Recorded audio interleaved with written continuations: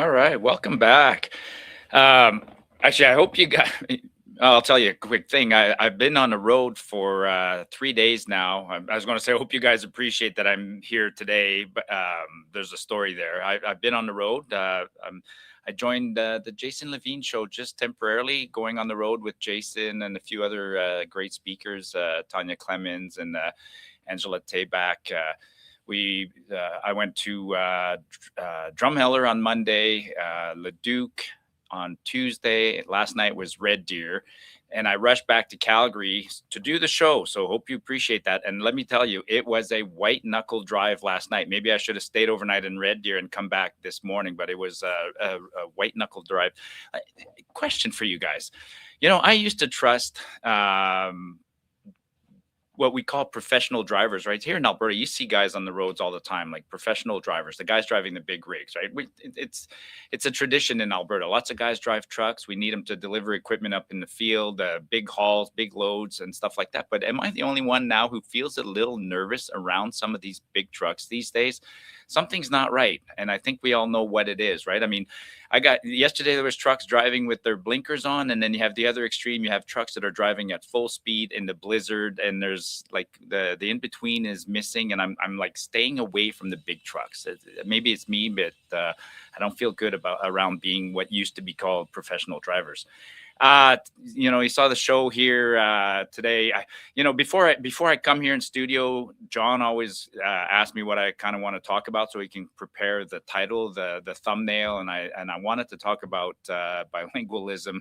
I like the title, how he said Ottawa's bilingualism obsession. It's a much nicer title than what I had suggested. So let's get into that. While I was on the road, I heard about this horrible accident that happened in New York. The plane that hit the emergency vehicle on the runway at LaGuardia. I mean, absolutely terrible. I don't even know how that can happen.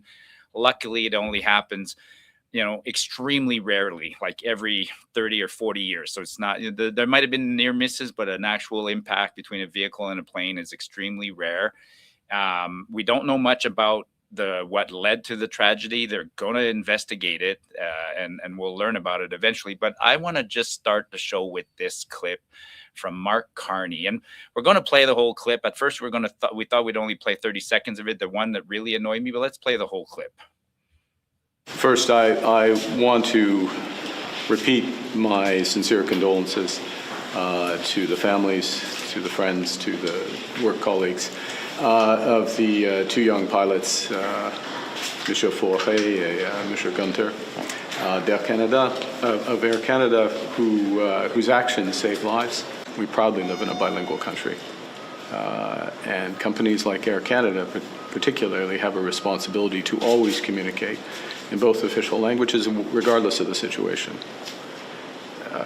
I'm very disappointed in, as others are, rightly so, in this unilingual message of the CEO of Air Canada. It doesn't matter the circumstance, but particularly in these circumstances, lack of judgment and lack of compassion. So, I don't know how you guys feel about that, but there's a couple of things to unpack on there, but that upsets me, right? So let's think about this, right? The country is struggling right now. We got all sorts of issues. There's a conflict going on in the Middle East. We got prices of gasoline soaring, prices of food soaring. People have no discretionary income. Traveling is down, so forth. And then somewhere in this whole mess, you got a president of a company who's dealing with the fact that one of his planes hit a vehicle on a runway, and two of his pilots got killed, and a bunch of passengers got injured. And the poor president of Air Canada, who is like, I've been in almost similar, I can't even say I've been in similar situations. I've been in stressful situations as the president of a company. I can't imagine what this guy's facing, the president of Air Canada, because he's on the national stage, right? Everybody's noticing this. And the poor guy comes on radio or television, does a press conference, and the guy is naturally Anglophone, unilingual, right? And he makes his statement in English. And then, and so on top of his tragedy and everything that's going on in this poor guy's life, Carney and the Liberals decide that now's the time to make an example of that guy. And they're bringing him in to a committee. They want him in front of a committee to explain to the committee why he didn't make his statement in both official languages. And so, and I just want to unpack that a little bit, right? So, and then you hear Carney say, we live in a bilingual country. Yeah, we live in an officially bilingual country, but let's be real here, right? And I'm a Francophone. I speak French. It's my native tongue, and I'm a Franco-Ontarian who moved to Alberta, and now I consider myself an Albertan, and I have Francophone roots, and I know there's a lot of Albertans who speak French, right? But is the country really bilingual? No. I mean, there's like 15 million Quebecers that speak French and English, and then the rest of us speak English mostly. So the country, and we have this official bilingual country, and then we have all these crazy rules because of it, right? So the House of Commons every day, even though Quebecers represent about 15% of the population, if that, almost half the business in the House of Commons is done in French, right? They almost always open their comments with French. We spend an incredible amount of money by translating everything, and the federal government offering services in French across the board. It doesn't matter where you live, right? So if you live in Drayton Valley, somebody at the post, if you go to the post office in Drayton Valley, you will see that there will be little signs. You know, you go to the Drayton Valley office to pick up a passport application, and you'll see that they're there in English and in French. And then the signs explaining things and the prices and everything, it's all bilingual, but you're in Drayton Valley, Alberta, where there might be, you know, a handful of people that speak French. But it goes beyond that, right? And this bilingualism costs us a lot of money. Definitely has an impact on our productivity, but it goes beyond that, right? So why did Carney say that he expected the president of Air Canada to speak in French? Well, Air Canada is a private company. It started out as a crown corporation, but in 1989 or somewhere around there, it went full private. It's a full private company. You can go to you can buy Air Canada on the Toronto Stock Exchange. It is not a public company, or sorry, it's a public company. It's not private, but it is not a government corporation. But it falls under federal jurisdiction rules because it's a transportation company. Then it has to follow transportation rules that are managed by the government, right? So that's why when you get on the plane, they do the safety briefing. They do it in both languages, French and English. So companies like Air Canada fall under those rules. WestJet, Via Rail. But what other kinds of companies fall under those kinds of rules? The banking industry is regulated federally, which means that banks in this country have to offer services in both languages. The communications industry is federally regulated. In fact, I'm wondering, do we here at the Western Standard have to provide services in both languages? I don't think so, because we're sort of, maybe we do. I don't know. But I guarantee you that Rogers and TELUS and other big companies like that are federally regulated have to provide services in both language, as do banks. You see where I'm going, right?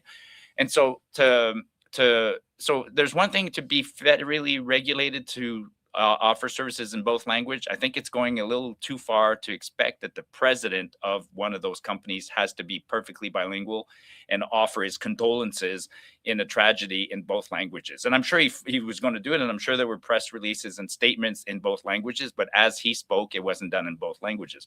But lastly, the thing I want to talk about is the hypocrisy of somebody like Carney criticizing somebody else. Because did you see in the clip what Carney does, right? He opens his statement in English, but then he switches to French. And what did he switch to French? He mentioned the names of the pilots, and he, you know, and they'll use token words, merci or beaucoup or whatever. They'll throw a little tidbit in French. Trust me, Mark Carney is not bilingual. And I mean, he can barely read something that's given to him in French, and he'll do it, and he butchers it, but he's not. You're not going to have a conversation one-on-one with Mark Carney in French. You're certainly not going to have a conversation with the Governor General of Canada and a whole bunch of other dignitaries and politicians, right? So there's a double standard there that was there today that I don't like in that video. And lastly, I want to talk about this one other thing. So I'm a francophone, but I'm being very blunt here. I think the bilingualism in this country has gone too far. And I think today that was an example of that, or yesterday. You know, this is more pandering to Quebec. maybe it might even lead to the fact that they'll appoint somebody, they'll force the guy from Air Canada to resign only so they can appoint somebody else who's more bilingual, which is my last point I want to talk about on this, is that that is one of the other constraints of having a bilingual country that annoys me, which is a lot of positions, whether they're in senior government or in the courts or, you know, deputy ministers, the army, the RCMP, crown corporations, stuff like that. There's a bilingual requirement that I think is unfair. And as an example, you will not climb the ranks in this organization in the Canadian military if you're not bilingual. If you go to Saint Jean, you go to the military college there, and you graduate. If you're Anglophone, they'll make you take enough French to just pass. But if you don't progress and your French really doesn't improve, you've limited yourself. So it's another form of discrimination, I think, in this country, forcing everybody to be bilingual. Anyways, call in. Let me know what your thoughts are on that. I've spoken a lot, but again, as I've said before, this is your show, right? So call in. You see the number there on the screen. We don't have I'll repeat it again. We don't have a switchboard. So if you call, let me know your name, where you're calling from, what you want to talk about. In some instances, I'll keep you on the line. In other instances, I'll ask you to please hang up so we can take another caller. But while we're waiting for a call, I will, if you want to put that post on the screen, please, John. I got a comment from somebody says, my main issue, so it's from Prairie Kozak, says, my main issue with bilingualism is that it forces the federal government to operate on barely 20% of the available talent pool. Exactly. That's what I just said, right? Whether it's the military, senior jobs, right? You won't get a job as a deputy minister in Canada federally if you're not fluent in both languages, which is a shame. And I guess your reference there to 20% is about the distribution of people who are bilingual in this country. Hey, they could say you need to speak multiple languages in order to get a senior role. I'd be okay with that, right? If you're going to be working at I don't know, foreign affairs, and you want to roll as a diplomat, then sure, it's appropriate to, you want to be posted in Poland, you might as well put a requirement that you need to speak Polish and English. But to automatically make every job past a certain level be bilingual, I think that's I agree, that restricts, it shrinks the talent pool, especially in the military. In the military and in the RCMP, it really, really, really, really shrinks the talent pool. All our senior commanders and senior officers have to be bilingual. Any other? So yeah, don't be shy, folks. Give me a call, and then we'll go from there. But thanks for that comment. So what else happened while I was gone, which is an interesting thing. So I've been on the road, like I said, doing these speaking engagements. They take about 3 hours every night. They've been well attended. But I get a little bit disconnected while I was there. One of the cool things that happened while I was when I was on the road is Keith Wilson came to one of our events. Always a pleasure chatting with Keith Wilson. You guys know Keith, right? He's an Alberta lawyer from up in the Edmonton area. Became popular during the trucking convoy. You often see him alongside Tamara Litch. And he's kind of I think he's officially counsel for the Alberta Prosperity Project. So he'll be one of the people strategizing on how to deal with this injunction that's approaching here on April 7th. But the more interesting news that I learned this week is that Keith is going to debate Jason Kenney in the coming weeks. And that's going to be awesome. There's going to be, so good on Jason for agreeing to do this. And good on Keith for agreeing to do this. And they're going to debate in Edmonton, and they're going to debate down here in Calgary. So I don't have specifics. Maybe John can find something while I'm talking on that. But that's going to be definitely an interesting thing. Keith came to one of our events. He was there in Leduc on Tuesday night. And we put him on the spot, and we asked Keith to come up and talk. And Keith brought up some really interesting perspective that I hadn't thought of, focused around the conflict in Iran right now and the problems with the Strait of Hormuz, right? So that's still ongoing over there. And the full flow of oil hasn't resumed yet. So we're all seeing that. We're seeing the problems here in Alberta. I paid as much as $1.79 for gas this week, which is crazy. And but then we were talking. I guess right now New Zealand is almost to the point of having to ration fuels like gasoline and diesel and jet fuel, and so is New Zealand, and so is a few other countries. Right, a few other countries that did this weird transition to green and went too fast on it and shut down some of their industries or slowed them down, similar to what we were trying to do here in our country.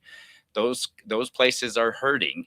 Luckily, we still have, we have 5 refineries here in Alberta, so there's no shortage. There won't be any shortage of the fuels but we're paying a higher price because the commodity is traded on the free markets. But then Keith also brought up that now the rest of the world is starting to panic because the other thing that travels through the Strait of Hormuz are things like fertilizer.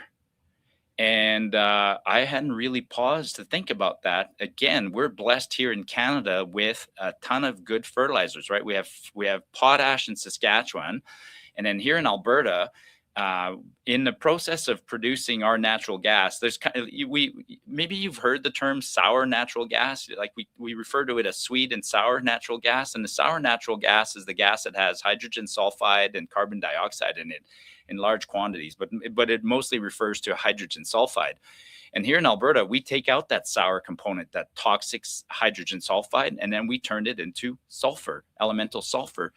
Some of you who are old enough remember driving by Crossfield north of Calgary maybe 20 years ago when you'd see the big yellow piles along the highway there. Well, that was sulfur. We used to produce too much sulfur, more than the markets needed. So we would actually just pour it in blocks and stockpile it there. And there's some big stockpiles in Vancouver and places like that. But over time, the world caught up and sulfur became a commodity that became rarer and rarer. And so sulfur is used to make fertilizer, and it's also used to make sulfuric acid, which is one of the most important inorganic chemicals in the world. So anyway, so we have an abundance of sulfur, and we have an abundance of potash and ammonia, right? Ammonia is pretty simple to make. It's nitrogen and hydrogen combined in the right way. So, 3 things that the world needs in big quantities: natural gas, oil, and fertilizers. They make the world go round, and now they're all becoming in quick, short supply. And guess who has all of those things? But we have so much of it that we could produce even more, and we could supply some to the rest of the world. So it's very, Keith brought up a good point, but it's very frustrating to see that we've been unprepared for some of these events. I said that the election of Donald Trump should have been a wake-up call. What's happening in the Gulf should be another wake-up call. And I hope that we'll take that wake-up call and seriously and keep, and I'll come back to that, keep promoting our industries. Just going to go through a couple of comments here. What have we got here? I'm a senior that relies on Canada Post for communications over the miles and provinces with family, a friend. Could you suggest an alternative for my or our letters and cards, please? Well, the internet, you can email things. I mean, that's a question. That's a question that comes up a lot when people are, with Canada Post going on strike several times in the last couple of years. I think I answered the question. I mean, the alternatives are all there. It's the internet, or it's alternatives like Purelator and whatnot. And I think in the short term, Canada Post has to realize that the services they're offering are a little bit too expensive. And I'm not saying go away completely, Canada Post, but maybe, once a week instead of daily delivery. We do have a call on the line. All right. Let's go to the caller name and where are you calling from, please? Hello, Marty. It's Randy from Tony Plains. Hey, Randy. How's it going? Good. Great podcast. intelligent discussion. There's no wasted words and no fluff. I love it. So a few years ago, I visited my brother-in-law, a business owner in Peace River. He's a lifelong Grant and Rachel Notley fan. So we're walking across the pedestrian path on the new vehicle bridge across the mighty Peace River. Okay. He had an interesting comment. He said that Conservatives have been talking about building this bridge for 2 decades, and the NDP got it done during their short term in power. They've also shut down the coal plants, even the new low emission Keep Hills 3. They began the carbon tax, even without running on it during the election. And Justin Trudeau said that gave him the courage and impetus to introduce the federal carbon tax. So my brother-in-law says the NDP gets things done.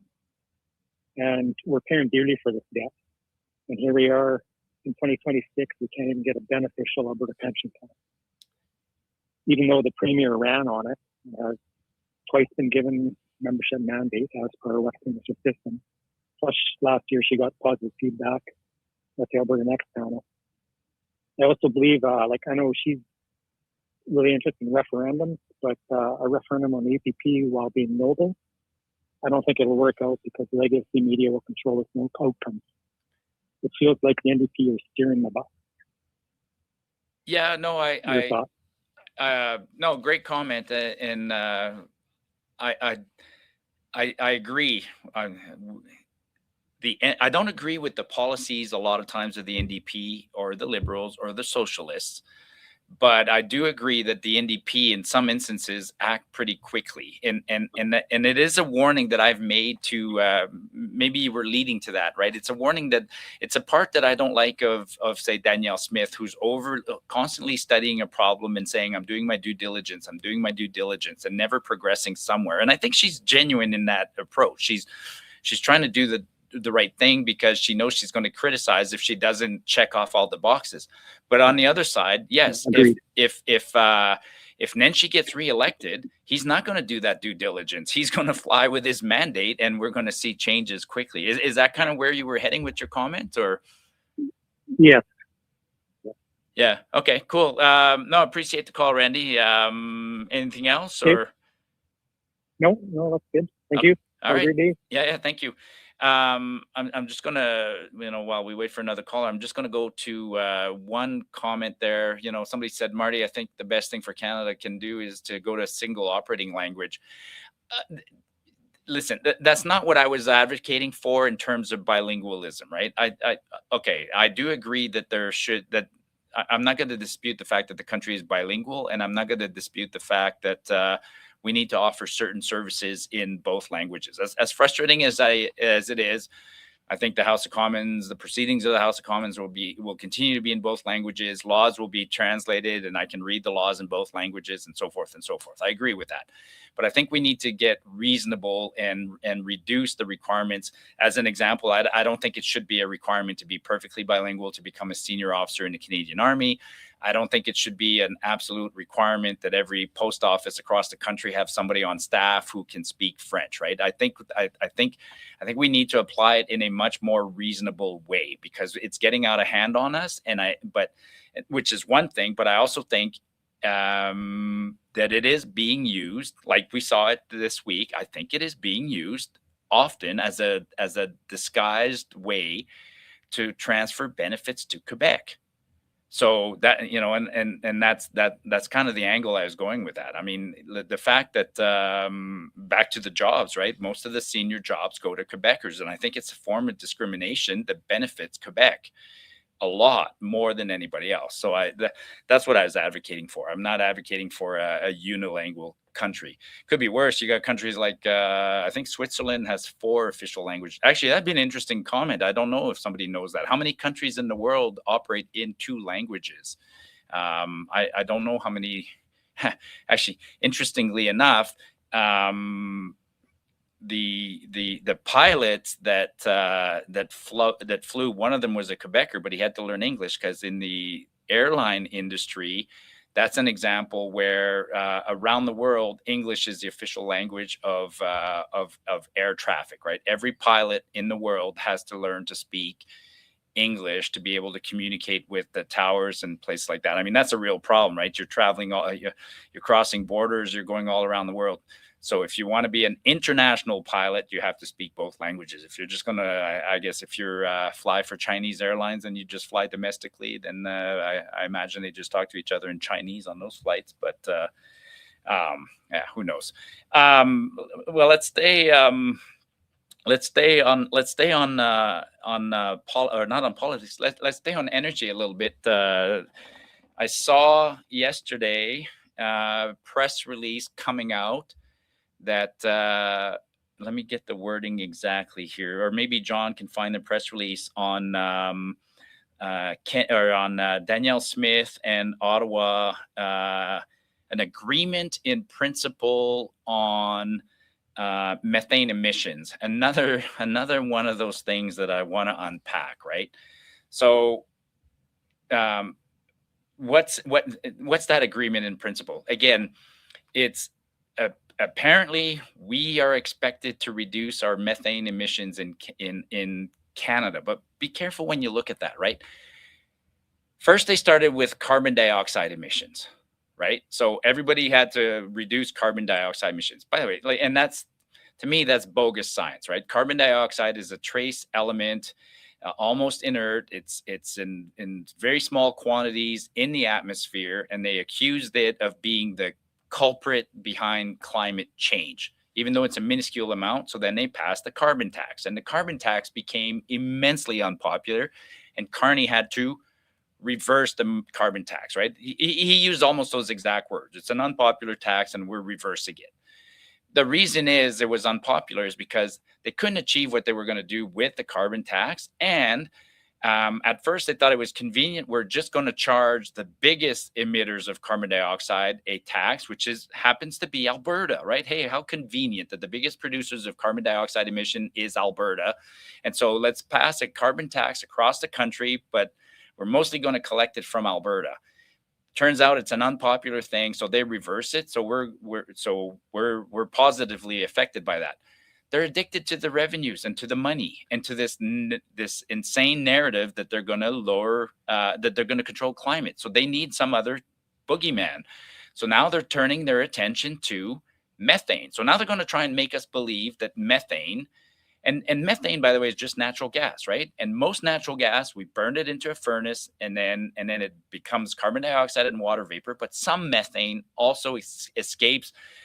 You know, as an example, when you're fueling your car in California, they've been doing this for a long time, right? When you go to fuel your car with gasoline in California, you have this little vacuum pump there that's making sure that when you open your cap, there's not leakage of vapors going up into atmosphere. That's what they're doing there. They're trying to capture methane and other volatile compounds. So yesterday, Carney and Smith announced this understanding. So 6 months ago, their carbon tax is is off the table, but now we're replacing it with this methane equivalent, which again, conveniently is mostly a problem in Alberta. So they're mostly going to try and get money out of Alberta. And I'll tell you this, I'll tell you very pragmatically, the thing that scares me about this is that they want to reduce methane back to like pre-2013 levels by some year in the future, right? Well, this isn't new, okay? We've been trying to reduce methane in Alberta forever, for as long as I remember. It's always been something that in my line of work we had to do. Remember in the good old days when you drive around in Alberta, especially at night, and you'd see flares everywhere? That's because we had pump jacks all over the countryside. And every time there's a pump jack, the pump jack's also making a little bit of methane, right? A little bit of natural gas. And we used to use the natural gas to run the engines that ran the pump jacks. If you ever went by there, you'd see those Aero engines just chugging along.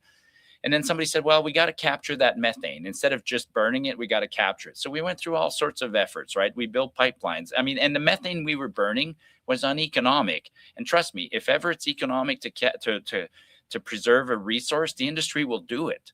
Like, you don't have to tell an industry to do it. If something's worth something, they will capture it.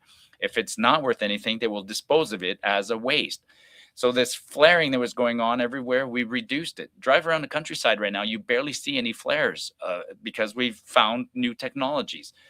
and we've gotten the emissions so low that I don't know how they're going to keep lowering them. At some point, you lower them so much that it becomes diminishing returns, we call it. So I just saw that note, that announcement. I still don't understand why Danielle is so set in collaborating with Carney. I mean, she's convinced that she can get us a better deal. And so they made that announcement yesterday, which hides the fact that the MOU and the MOU that was signed, just before the new year there, the MOU that was signed in October, parts of that MOU come into effect on April 1st. On April 1st, the industrial carbon tax in Alberta goes up. And it doesn't matter if it's an industrial carbon tax or a commercial or a private citizen's commercial carbon tax. A tax is a tax is a tax, and somebody's going to pass it on to us. So if industry has to pay an increased carbon tax starting on April 1st, somehow or other, it's going to trickle its way down to us. And we're already, I mean, we're paying $1.70 for a liter of gasoline at the pump, and now the cost is going to go up on April 1st. That makes no sense to me. I have no idea. So the MOU, so the MOU was a nothing burger. It resulted in us suddenly getting suckered into increasing our commercial carbon tax, and now we got this additional statement of understanding that we're going to reduce our methane emission, and meanwhile we're no closer to getting a pipeline. I haven't seen anybody step up and start building a pipeline anywhere anytime soon, because it's a victory. We'll come back to the pipeline. All right, got another call on the line. Name, where are you calling from, please? Hi, Marty. It's Pete from Sturgeon County. Hi, Pete. Sturgeon County, close to a refinery or not?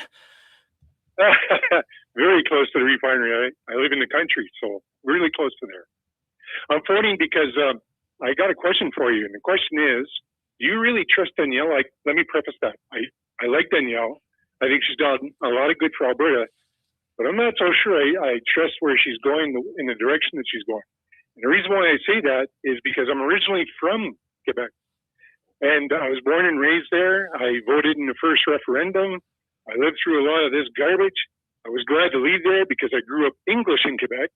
We had the French police come around, and not a good time. I joined the service. I ended up in Alberta, fell in love with Alberta, and I chose to stay here. And so right now, I think Alberta, I made a mistake in 1980. I don't plan on repeating that mistake. And right now, I just think it's time for us to get out of Dodge. Stay on the line, Pete. So just clarify, what was the mistake you made in 1980? How do you, was it that you voted the wrong way, or you didn't fight harder, or what do you think? Oh, I voted the wrong way. I should have listened to some friends and voted yes to leave. I voted no, because when you get in that referendum ballot, that referendum box, or whatever you want to call it, the poll, yeah, you stand there for a little extra longer, and then you start to think, holy cow, I have an effect here that could create such huge, like an earthquake within Canada and the Federation, that you sit there an extra minute to wonder what you're going to do. Well, I voted no then. Now, I would most definitely go. For sure. Thanks for that comment. I mean, I just got a bit of a goosebump, because you're saying something that I've been warning people about, right? You've heard me say on the show that collecting signatures right now to trigger a referendum, I think that's the easy part, and we got a lot of people.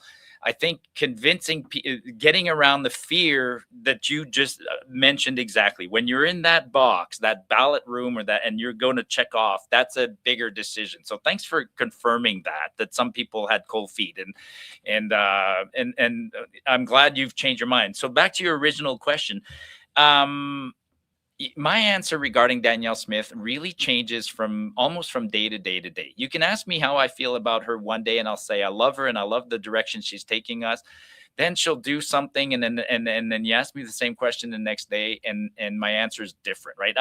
I'm having a hard time figuring out where she stands. I'll tell you a couple things. I mean, I'm disappointed in her as a conservative. Some days I really don't think she's being very conservative, and with some very specific things, right? Our government is still too big, and she's struggling to bring it under control and shrink it.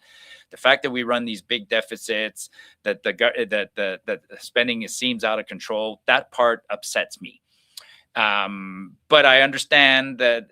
But then she'll do something like she did yesterday, where she does move the province in the right direction, generally speaking, right? So yesterday she passed a law that if you're a criminal and a repeat offender or whatever, and you have a bracelet or an ankle bracelet or something, and then you get closer to somebody else, there's going to be an app and an alarm, and I haven't gotten into the detail, but she's getting tougher on crime, let's say. So I like that. She's getting tougher on immigration. She's getting tougher. She's protecting the children, right? I absolutely love that she's protecting our children by making it harder for parents to transition their kids and do things like that. So you know what I'm saying? So on a lot of things, she's going in the right path, and I definitely do not want to slow her down when she's doing that, because it's all useful. I wish she was more conservative and taking control of the finances and stuff like that. But ultimately, to your last question, to your actual question, do I trust her? At this point, I don't trust too many politicians. So I put more weight in a politician's actions than I do in their words, which is why I love Donald Trump. So does that answer your question? Let me add, so do you trust her, or what's your thought on it? Well, my first impression of Danielle was she was a fantastic premier. And I still think she is, and I agree with what you're saying, but she's flip-flopping a lot. Yeah. And I really believe that originally what happened was she created all these lines in the sand that she gave to Carney. You cross this line and we're going to do this. There'll be a price to pay. We never knew what that price was. And she did that, about 3 times, I think. I think she cornered herself with the AGM in November, and she had to come up with something. It was either that or really challenge Carney. And they both came up with the MOU thing, which we all know is absolute garbage. It'll never happen. And all it's going to do is raise our taxes further and increase inflation. So no, I right now, it's not only that, she's trying to do the same thing that like René did, which was with the Parti Québécois, which is the nation within the nation. It doesn't work. And what happens there, because I lived through this, is they'll make concessions, and as soon as the party leaves, so once the Parti Québécois was gone, then they go back and revert back to their normal ways of doing business, and it just doesn't work. And if that's the road that Danielle's going to go, she's in for a surprise, and so are a lot of Albertans. And it's sad, because I really think Alberta has a massive opportunity to do something good here. Why not take a maiden voyage, No, stay on the line, because I want to ask you a couple of questions, but back to Danielle, there is one good thing that I really like that she gave us in the last little while, though, and it is this Citizens Initiative Act, right? So she gave us the tool to do this petition, and that'll be a big test for me, for her. If she totally respects the law that she passed the way she said she will recently, if we collect 177 or whatever, 200,000 signatures, and she's like, yeah, I'll give you the referendum, that'll be a step in the right direction. But I just want to go back. I noticed the way you say Parti Québécois. So you do speak French, and I just want to ask, we started the show talking about bilingualism. Couple of questions. Do you still speak French, or you kept your French? If you kept your French, was it a choice, or was it because you felt that, or because the government made you do it? Why'd you keep your French? Oh, I think that was more of a choice. Yeah. That was also beaten into us. Yeah. Not to mention, I was a kid then, so yeah, if you wanted to go out with some French girls, whatever, you had to learn the language. Right. So you're pragmatic about it.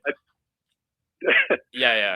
Getting back to what you were saying earlier with regards to the hypocrites, because I'm going to call them what they are. They are hypocrites. When we were growing up, there's another interesting one too. You're probably going to hear soon a lot of stuff that there's going to be a lot of businesses that are going to be anxious to want to leave Alberta and so on.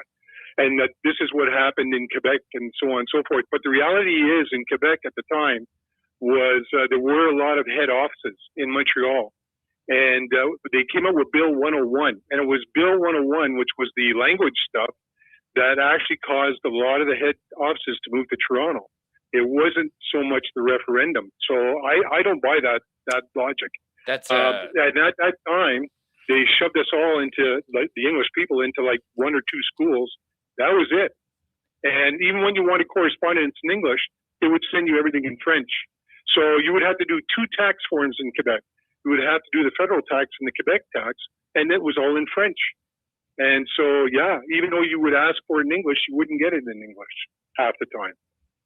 Yeah, no, thank you. Okay, well, that's awesome. Yeah, Quebec, you great point on the language. So you're saying the language law scared more businesses away than the referendum. I probably agree with that, and it does bring up an interesting point.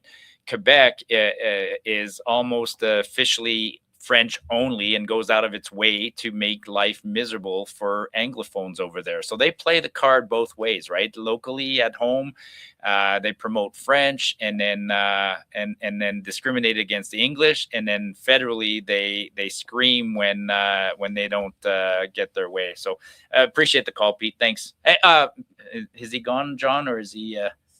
Oh, he's still there. I'm still here. Hey, just lastly, for the other people listening, how's the independence movement in your neck of the woods? Do you see a lot of flags, a lot of pop-up stations? What's the general sense in that part? Because we always hear bad things about Edmonton kind of being lost cause. I think Edmonton's a lost cause.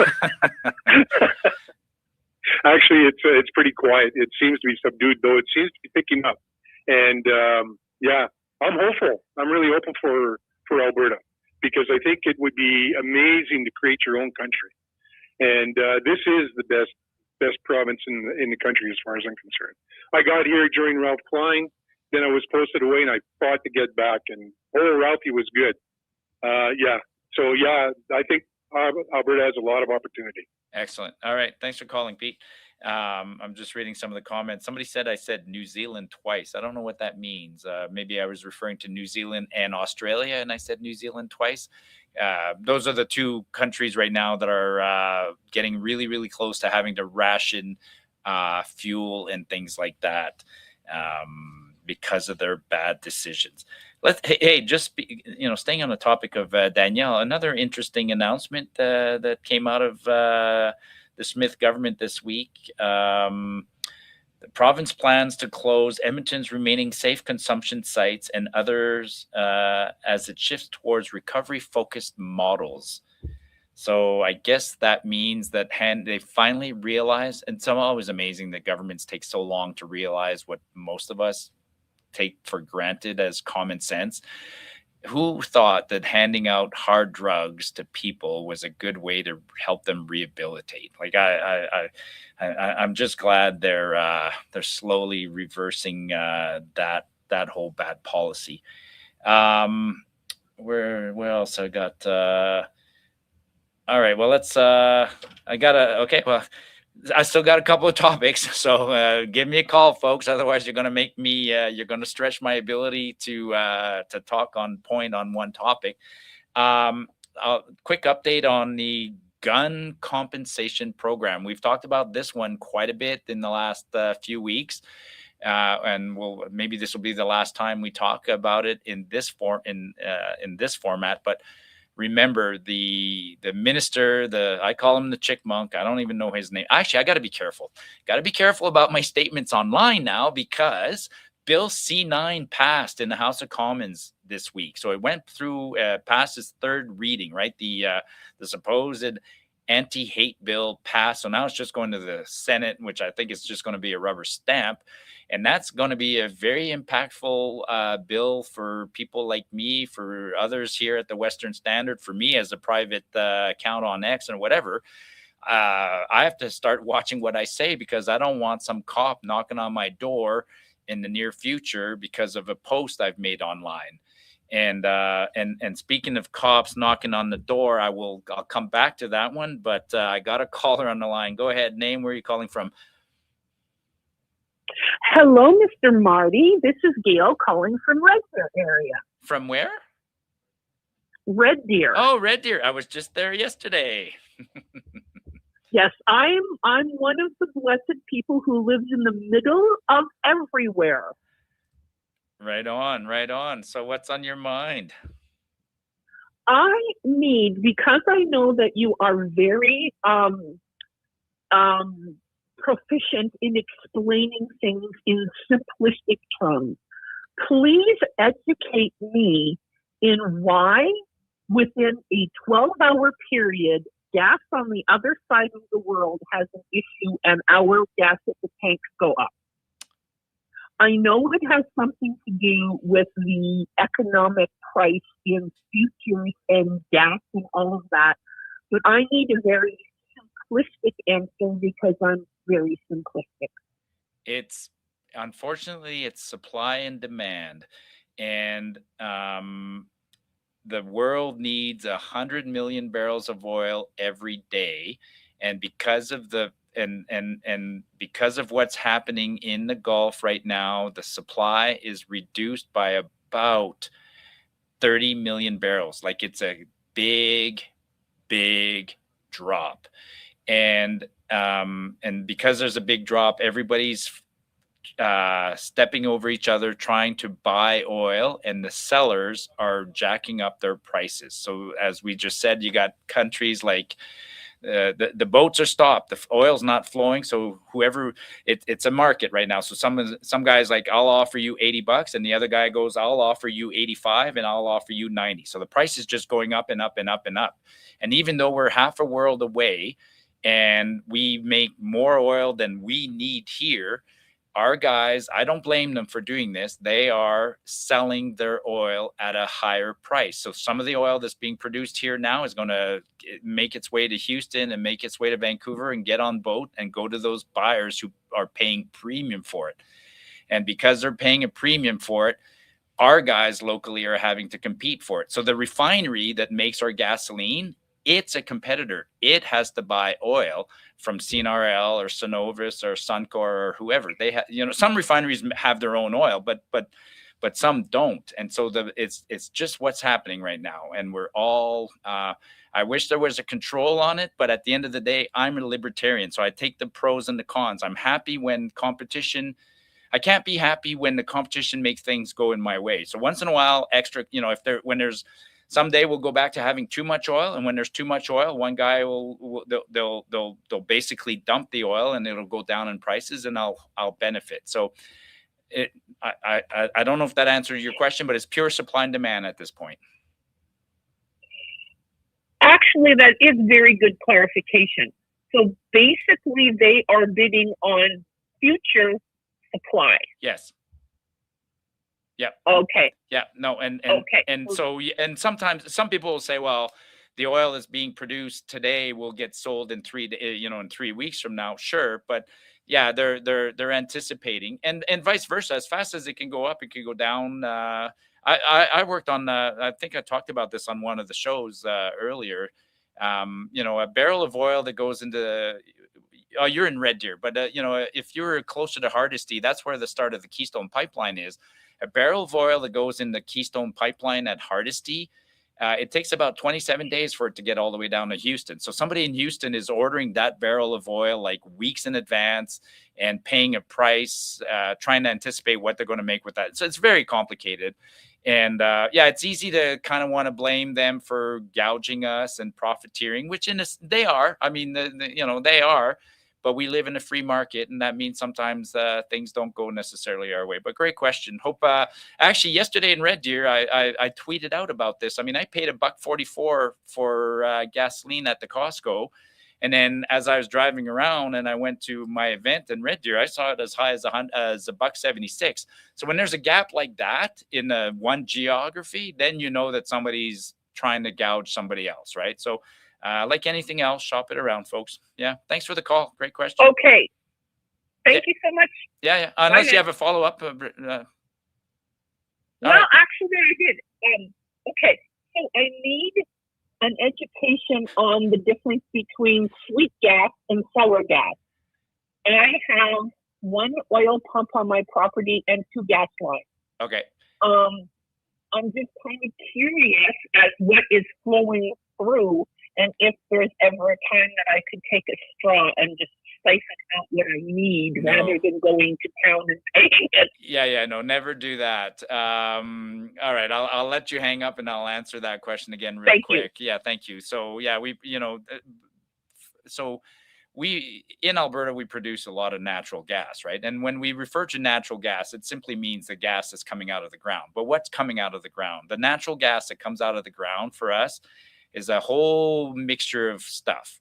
So it's generally speaking, it's methane, ethane, propane, butane, and some heavier stuff. It has often has helium, nitrogen, carbon dioxide, and hydrogen sulfide, and sometimes even other things. And it even has mercury. It has also, so it's a mixture of usually like 10, 15 compounds. They're all more or less gaseous at room temperature and atmospheric pressure. So that comes out of the ground, and then it goes to all the what we call gas plants. You see the gas plants north of Calgary here. The Crossfield gas plant is a plant that takes that gas and then separates it into its different components. So the methane goes out separately, and it's used for burning in your furnace. The ethane, it's a nice molecule. We ship that all up to Edmonton, and we turn the ethane into ethylene and things like that. The propane, you guys all know what you use propane for. It's used to dry grain. It's for your barbecue. It's heating homes. Propane's nice because it can be liquefied and transported by truck. And then we take out a bunch of butanes, and the butanes, they also go to Edmonton, and they make things like whatever, plastics and butadiene and things like that.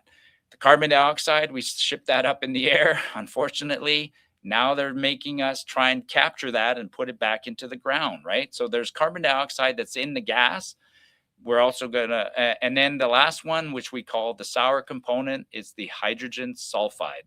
And so when you have a gas well on your property and it's got sour gas, you'll have a little skull on the sign with the name of with the location and the emergency phone number, because the H2S, what we call the sour component of the natural gas, it's toxic, and it doesn't take a lot to be harmful to people. So be very careful. I always liked working around H2S because it gave us a heightened sense of awareness, and we were a little more careful. One thing I didn't like is I found a lot of guys that worked around sweet gas would get a little complacent, and it's like, no, they're both equally dangerous. But so that, I like the sourness because it really puts you on your toes. Yeah, good. Another good question. God, we're blessed in this country. We are so blessed with not this country, this province. And I love that too, right? Carney this week saying again, he's repeating something he said last week. Canada can supply the world with oil. No. It's not Canada's oil. The Resource Transfer Act of like 1930 made sure that it's our oil. It's our resources. So it's Alberta's oil. Saskatchewan produces quite a bit of oil, and British Columbia not so much. But I love when Carney talks about Canada's oil, and it's not. All right, so hopefully somebody else calls. We got a couple more minutes on the show, but I was joking about somebody coming to knock on my door and arrest me for saying something unpopular. And I think that's when I look at what's going on in Europe right now, that's a reality. People are getting arrested for their posts on Facebook. And I think with C9, that could potentially come down the path for us, right? And then the other thing that could happen down the path in terms of people knocking on our doors is the gun confiscation program. But I'm less worried about that one, to be honest. So just wanted to repeat, we keep getting those letters. I got another one last week. It's the third one that I've received in third one I've received from the RCMP in the last month, right? It's a letter they keep sending to us, reminding us that that if you want to take part in the compensation program, you need to register before March 31st. In other words, they don't know, they banned a whole bunch of firearms, but they don't know who has those firearms, because for the longest time, we didn't have to register our firearms. So if somebody bought I'm going to pick a model. I know that the Ruger Mini 14 is on the list of banned firearms. Forever and ever, up until 2021, anybody could buy a Ruger Mini 14. It's known as a ranch rifle. It's just a short little semi-automatic. It was perfect to fit in a pickup truck. And when you're driving around the back on the ranch, on the farm, if you saw a coyote over the distance, you grab your Mini 14, and then you quickly stop your truck, got out, put a clip in there, shot a couple of times, and took care of that coyote. Well, the Mini 14 became prohibited in 2021. But the problem is there's thousands of them in the hands of Canadians, and they don't know who owns them. And so they want us to pre-register in this program and tell them that, hey, guess what? I have one of these things. And then in so doing, we register for the compensation program, which is a joke. So everybody, I keep advising this. It's not my legal advice, but I don't think it's a good idea to register for this program.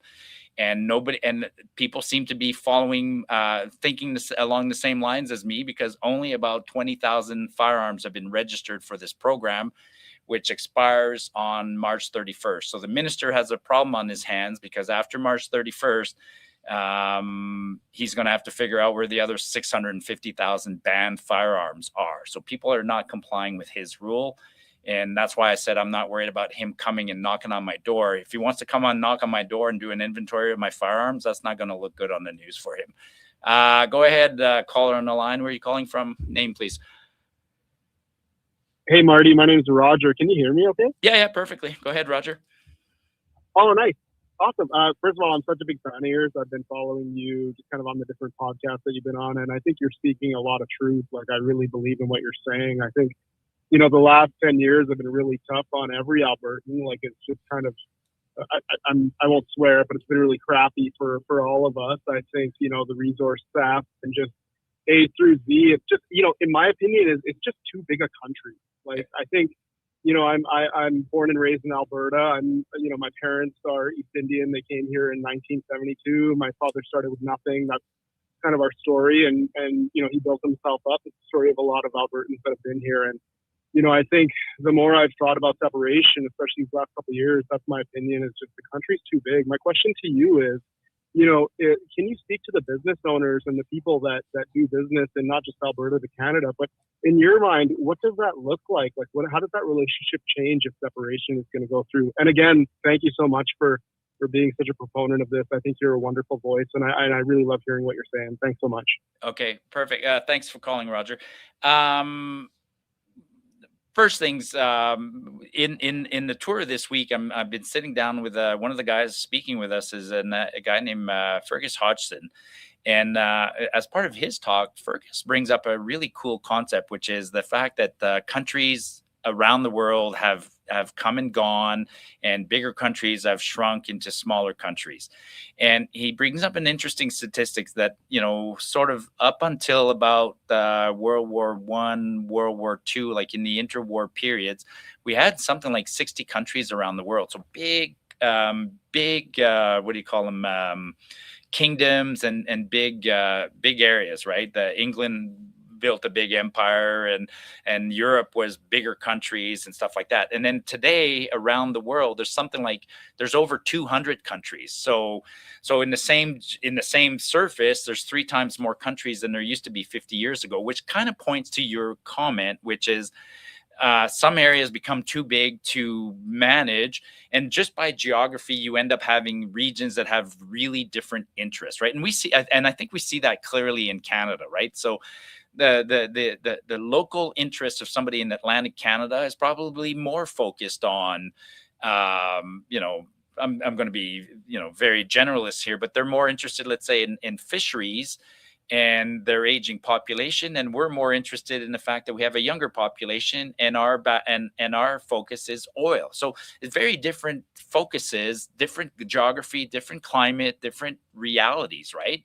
So I have longer distances to travel, and I'm doing it on dirt roads or doing it on paved roads. I need guns because I need to control predators and so forth. So the geography automatically leads to cultural differences and automatically leads to different interests, and it becomes hard to manage. And I think that's the pure example of what's happening in Canada. We're just too big. We're just too big to manage, and so we need to break up.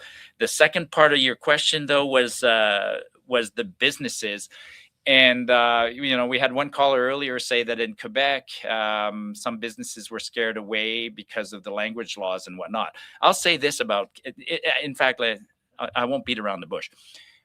I don't think we can scare any more businesses away than we have, right? So here in Alberta, we've scared away the capital. The bad policies of Ottawa have made it such. I've lived it personally, right? As a senior manager in oil and gas, like companies, banks from around the world and investors don't want to invest in Canada in general and not in Alberta. They don't want to build anything here. Danielle Smith says it all the time.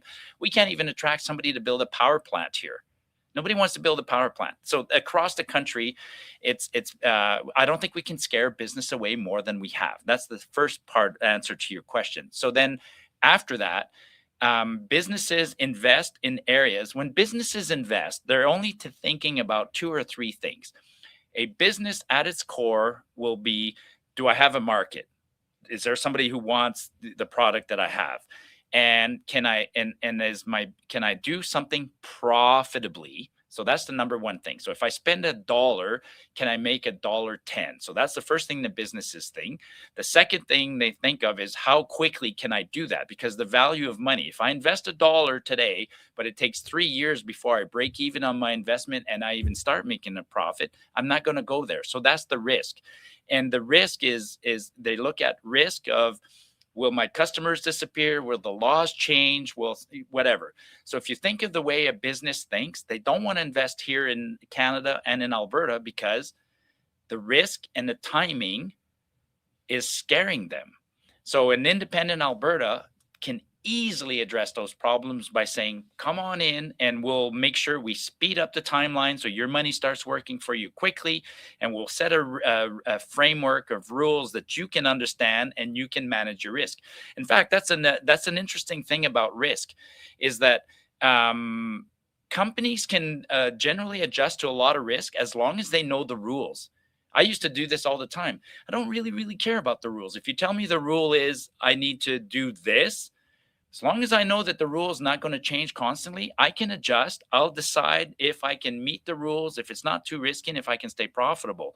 So it's not the rules per se that scare investors. It's the fact that the rules are changing constantly. I don't know if I hope that makes sense, but so Alberta. Oh, it does. Yeah, so Alberta could be a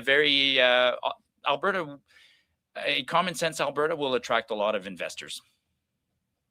Well, and Marty, I'll leave you with this. This always blows my mind, is that Alberta is like the 4th and 5th in the world in terms of the amount of oil that we have deposited. And look at these countries that we're comparing ourselves to. You look at the UAE, Saudi Arabia. You know, if you're a citizen of those countries, you get meaningful benefits. A good friend of mine is from UAE, and when he gets married, the government gives him $100,000 because they're trying to encourage, citizens to get married. I think, Alberta separation is an unlock to a ton of wealth for the people that live here, and I think that's why Ottawa is here.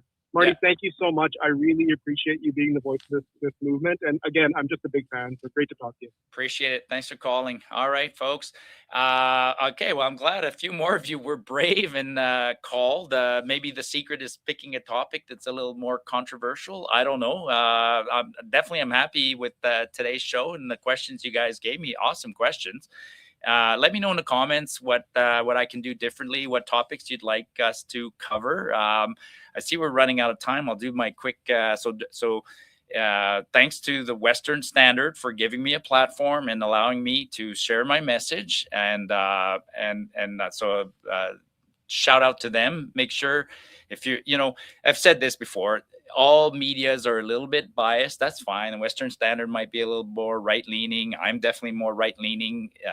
All medias are biased, but a media like this is not in a conflict of interest because it's not getting money from the government. And so we're capable of reporting on any issue we want because the money for us here, for the Western Standard, comes from you guys. And so we work for you guys and we will report what you want to hear. Whereas the CBC works for the government because that's who pays them. So they're in conflict of interest.